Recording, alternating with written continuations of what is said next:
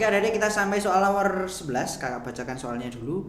Gabungan antara kebudayaan Yunani kuno, Asia Kecil, Syria, Mesopotamia, dan Mesir dikenal sebagai kebudayaan apa? Titik. Option A Spartacus, option B Thebes, C klasik, D Helenistik, atau yang E arkais. Ya, ini adalah percampuran budaya di wilayah Yunani kuno, Yunani sekarang, kemudian Asia Kecil. Asia Kecil itu meliputi Turki dan sekitarnya, ada Suriah atau Syria, kemudian ada Mesopotamia, ini mengacu wilayahnya Irak sekitarnya dan Iran juga, plus Mesir dikenal dengan kebudayaan apa? Gabungan, jadi kebudayaan gabungan. Oke, kita kupas satu-satu dulu. Spartacus artinya apa? Spartacus ini adalah pemimpin budak pada masa Romawi.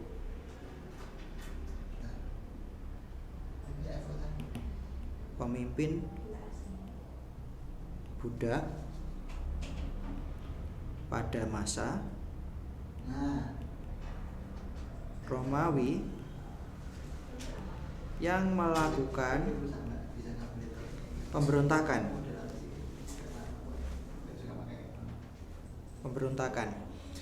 Kemudian Thebes itu adalah salah satu kota di Mesir kuno.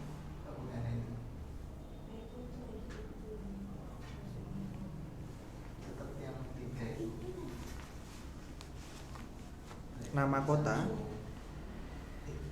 kota di Mesir kuno. Ada kota yang namanya Thebes, salah satu nama kota di Mesir kuno. Kemudian ada klasik. Klasik ini apa? Periode klasik itu adalah untuk menggambarkan periode era Yunani dan Romawi. Ini dinamakan dengan kebudayaan klasik. Era Yunani dan Romawi kuno. Jadi sebuah periode kebudayaan yang terletak di Laut Tengah. Sebuah era kebudayaan yang terletak di Laut Tengah. Di sana ada era Yunani dan Romawi kuno. Kemudian Helenistik. Helenistik ini adalah yang dimaksud di soal. Jadi percampuran budaya Yunani kuno, Asia Kecil, Syria, Mesopotamia, dan Mesir. Oke, kita kunci sekalian option yang paling tepat yang D ya. Sementara option yang E sekalian kita ulas, salah satu periode dalam era Yunani kuno dan Romawi kuno. Salah satu era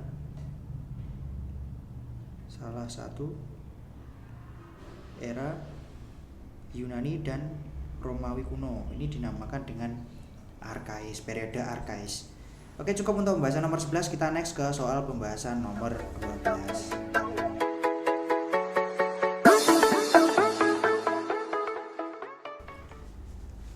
Pengalaman jatuh bangun kabinet pada masa sebelumnya membuat pemerintahan Orde Baru menerapkan kebijakan fusi partai politik untuk menjaga stabilitas nasional. Kalimat yang kedua kita baca, fusi partai politik tahun 73 menyederhanakan partai politik menjadi PDI, P3, dan Golkar. Oke, jadi memang Pak Harto ketika itu belajar dari masa lalu, adik-adik. Jadi Pak Harto itu sangat belajar dari masa lalu. Jadi kalau diurutkan dari awal kembali ya, awal kemerdekaan, jangan lupa timelinenya, ada Republik Indonesia Serikat, berikutnya ada demokrasi liberal, lanjut lagi ada demokrasi terpimpin, dan berlanjut nanti ke Orde Baru. Jadi sangat belajar dari masa lalu Pak Harto.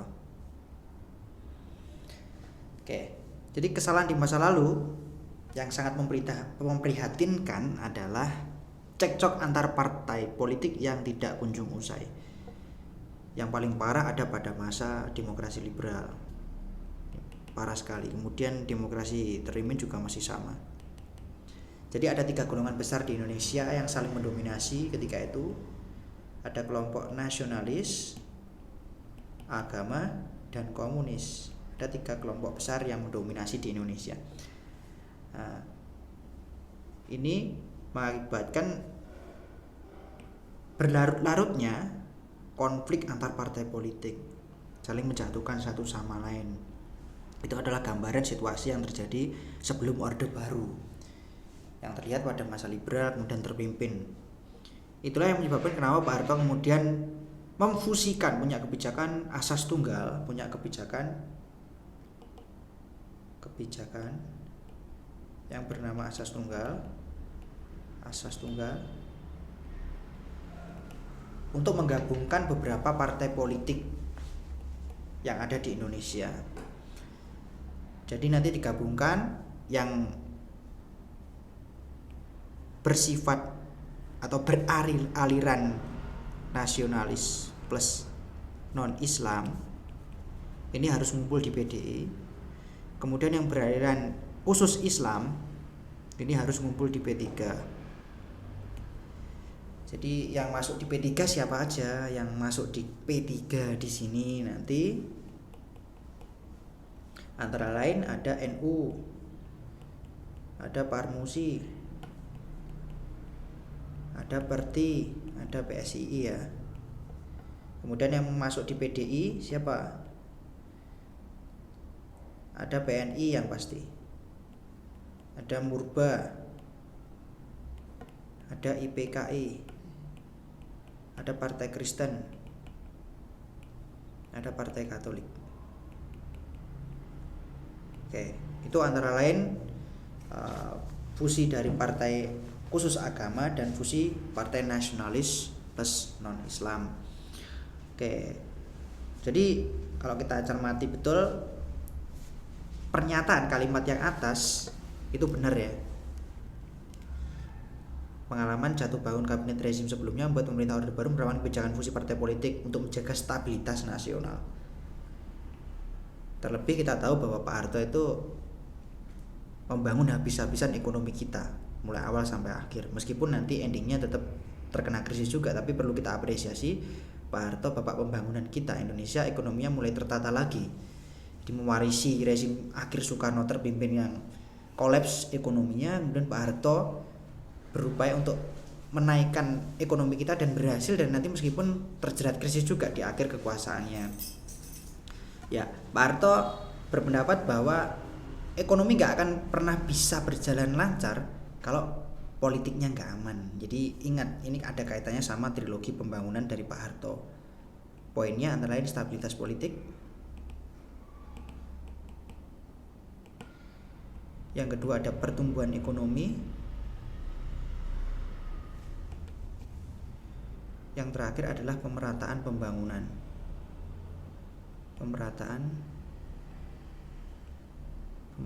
Jadi ekonomi nggak akan jalan kalau politiknya nggak stabil seperti itu. Jadi makanya Pak Harto ngotot untuk melakukan fusi partai, sekaligus juga menguntungkan Pak Harto pribadi. Beliaunya bisa berkuasa selama 32 tahun karena memang sudah beliau rencanakan seperti itu. Sudah Pak Harto rencanakan sedemikian rupa sehingga dengan hanya ada 3 partai itu memudahkan dia mengawasi pemerintahan. Jadi sekali menyelam minum air, sekali berlayar 2-3 pulau terlampaui. Analoginya seperti itu. Jadi kalimat atas benar, kalimat yang bawah benar, ada keterkaitan. Oke, cukup untuk option 12. Jawabnya yang paling tepat adalah option A ya, sama-sama benar, ada hubungan keterkaitan di antara keduanya. Oke, next kita lanjut ke soal pembahasan berikutnya.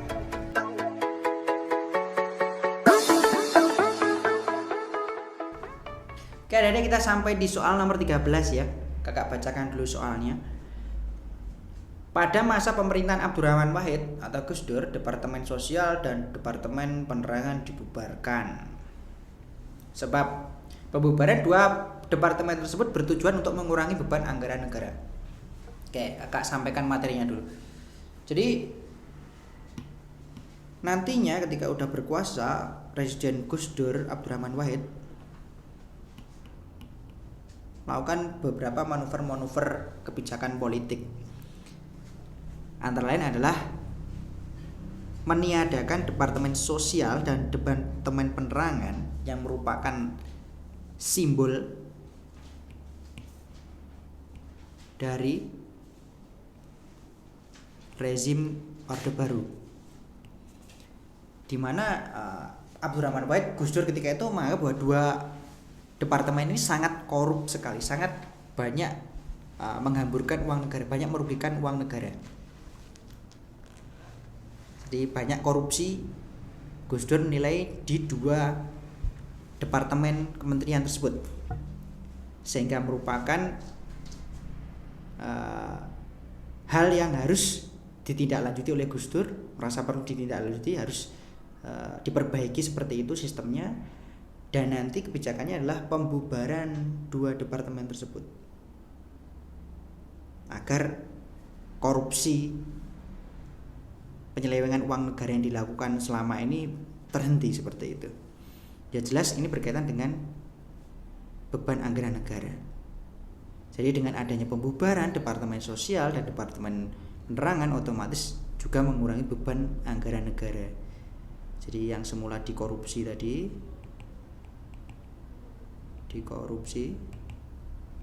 kini tidak seperti itu. Dengan adanya pembubaran itu, uang negara terselamatkan oleh kebijakan dari Abdurrahman Wahid atau Gus Dur.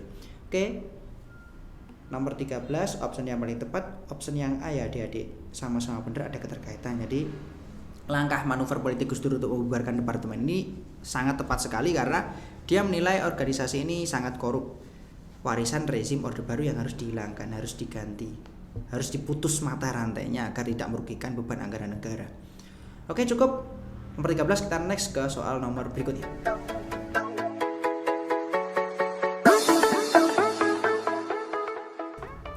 Oke adik-adik, kita sampai di soal nomor 14. Masih semangat ya, semoga tetap semangat sampai akhir.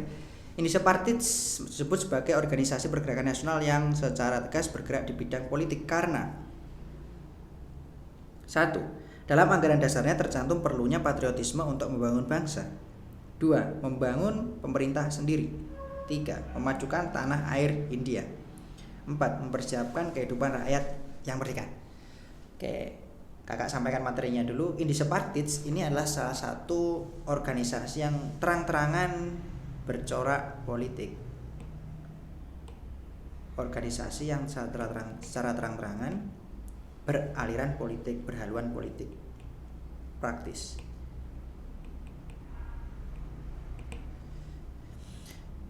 Organisasi ini digawangi oleh 3 tokoh besar, putra terbaik bangsa Indonesia. Ada 3 serangkai. Jangan sampai lupa. Cipto Mangunkusumo,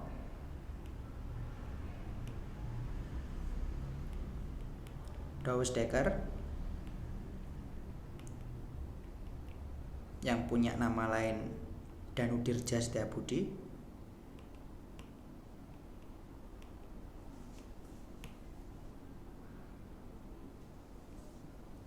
dan yang terakhir adalah Ki Hajar Dewantara, yang punya nama lain Suwardi Suryaningrat. Ki Hajar juga punya semboyan Ing Ngarso Sungtulodo, Ing Madya Mangunkarso, dan Tuturi Handayani. Oke, jadi organisasi ini sangat radikal sekali menentang Belanda ketika itu.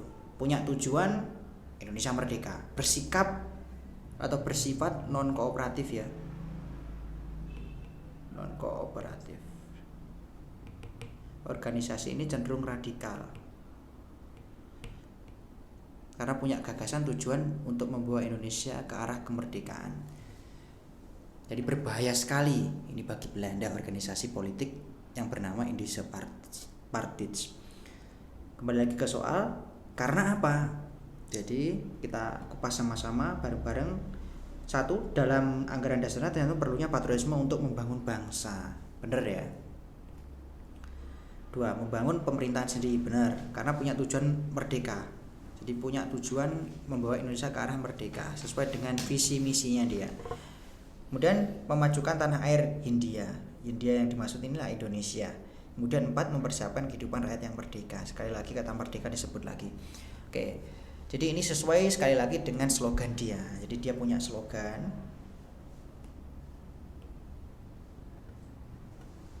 Yang pertama adalah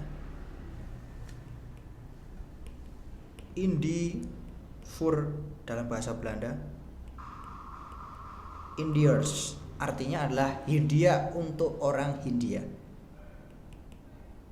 Hindia untuk orang Hindia.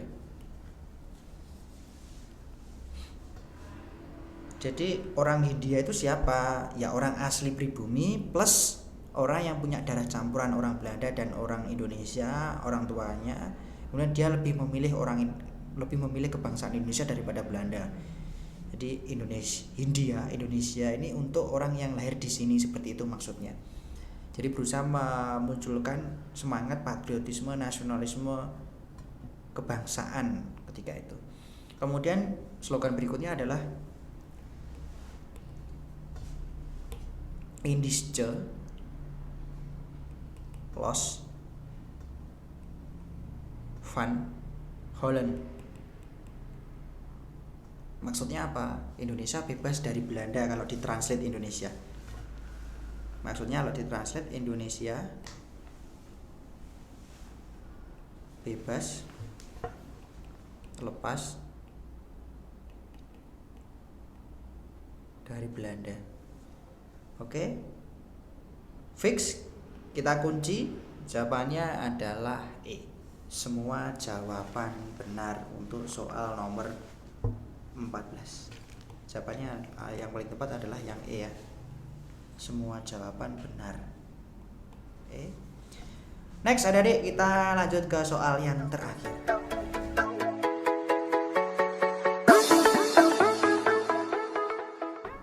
Oke adik-adik, kita sampai di soal nomor yang terakhir ya. Semoga semua tetap semangat sampai akhir. Soal nomor 15 kakak bacakan dulu soalnya adik-adik.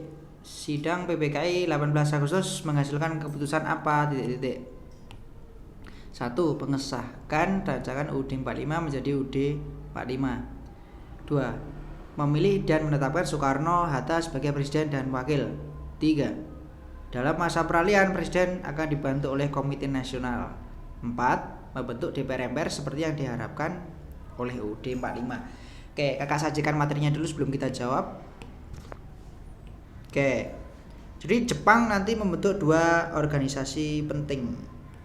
Jadi sangat penting organisasi ini nanti yang sangat berpengaruh terhadap lahirnya Indonesia. Ada yang namanya BPUPKI, Dokuritsu Junbi Chosakai. Kemudian ada juga PPKI, Dokuritsu Junbi Inkai. Inkai dan Chosakai, diingat jangan sampai tertukar. PPKI ketuanya Soekarno pasti. BPUPKI ketuanya adalah Rajiman Widyodiningrat. BPUPKI dibentuk mulai 29 April sampai 7 Agustus 45. PPKI dibentuk mulai dari 7 Agustus sampai 23 Agustus 45. Jadi lebih duluan BPUPKI daripada PPKI-nya. Oke. BPUPKI dan PPKI. Oke, lanjut. BPUPKI ini tugasnya adalah merumuskan dasar negara, diingat, merumuskan dasar negara. Jadi dia merancang dasar negara di sana. Melakukan kesempatan sidang 2 kali ya, Adik-adik. Sidang yang pertama 29 Mei sampai 1 Juni. Ini merumuskan dasar negara. Merumuskan dasar negara Pancasila. Ada 3 tokoh yang mengajukan usulan di sana. Ada Muhammad Yamin, ada Supomo, dan yang terakhir ada Soekarno ya. Supomo, Soekarno. Oke. Kemudian sidang yang kedua sekitar tanggal 10 sampai 17 Juli 45. Ini merumuskan dasar negara UUD 45, Adik. Dibahas secara rinci rancangannya dalam sidang yang kedua tanggal 10 sampai 17 Juli. PPKI nanti bertugas mengesahkan saja tanggal 18 dia melakukan sidang, tanggal 19 dia melakukan sidang, dan yang terakhir sidangnya adalah tanggal 22. Sidang yang pertama ada 3 poin nanti. Poin yang pertama, penetapan presiden plus wakil. Yang kedua, pengesahan atau penetapan sama saja ya, pengesahan dasar negara. Jadi UUD 45 dan Pancasila secara sah menurut undang-undang hukum dipakai resmi di Indonesia, UUD dan Pancasila. Kemudian karena kita belum punya DPR, secara kelembagaan kita compang-camping ya. Karena kita merdekanya buru-buru ngambil momentum, wajar kalau kelembagaan negara itu pun juga dibentuk secara bertahap. Kewenangan DPR sementara ini di sektor legislatif diemban sama Komite Nasional Indonesia atau KN saja sama saja, KNI atau KN sama saja, Komite Nasional atau Komite Nasional Indonesia sama saja. Ini berdasarkan maklumat 16 Oktober 45 ketika itu. 16 Oktober 45. Ketika itu yang isinya adalah perluasan kewenangan Komite Nasional Indonesia di sektor legislatif. Oke. Lanjut sidang yang kedua. Sidang yang kedua di sini isinya adalah, sebentar, kakak tuliskan. Oke, sidang yang kedua tanggal 19. Ini poinnya ada 2, pembentukan 12 kementerian. Dan yang kedua adalah penetapan 8 provinsi, 8 kementerian, 8 kementerian ya, dan 8 provinsi. Kemudian lanjut sidang yang terakhir tanggal 22. Ini isinya adalah negara harus punya tentara. Tentara kita di awal berdiri namanya Badan Keamanan Rakyat. Kemudian poin berikutnya adalah sempat Indonesia diwacanakan membentuk partai tunggal bersistem monopartai, yang di sana ada PNI. Kemudian wacana itu gagal, muncullah maklumat 3 November 45 yang akhirnya Indonesia bersistem multipartai. Oke, jadi mana? Kembali lagi ke soal kan, Adik. Kembali lagi ke soal. Sidang PPKI tanggal 18 Agustus 45 menghasilkan keputusan apa? Jadi opsi yang paling tepat adalah 1, 2, 3 ya. Sesuai dengan pembahasan kakak tadi di depan, mengesahkan UUD 45, sah dipakai di Indonesia, kemudian memilih menetapkan Soekarno sebagai presiden dan wakil. Yang terakhir adalah dalam peralihan presiden akan dibantu Komite Nasional. Yang keempat itu tidak benar ya, membentuk DPR MPR itu nggak benar, nanti prosesnya bertahap. Jadi fungsi DPR sementara dirangkap sama Komite Nasional ini tadi. Fungsi DPR sementara dirangkap sama Komite Nasional Indonesia. Sementara kita punya MPR kapan? Punya MPR tahun 59 nanti, mengacu ke isi dekret. Kita punya DPR tahun 55, 1955. Tambah lagi untuk yang terakhir sidang tanggal 22. Jadi KNI nanti disempurnakan lagi bentuknya, di bentuk yang namanya KNIP, Komite Nasional Indonesia Pusat, penyempurnaan dari Komite Nasional Indonesia. Oke, cukup pembahasan kakak adik-adik untuk soal nomor 15. Final fix kita jawab soal nomor 15 ini. Option jawaban yang paling tepat yang A ya, jawaban 1, 2, 3 benar. Oke, semoga bermanfaat adik-adik pertemuan kita pada kesempatan kali ini. Sampai ketemu di pertemuan video-video selanjutnya. Semoga bermanfaat, jaga terus kesehatan dari corona. Sampai ketemu lagi di video selanjutnya. Sekarang tutup. Assalamualaikum warahmatullahi wabarakatuh.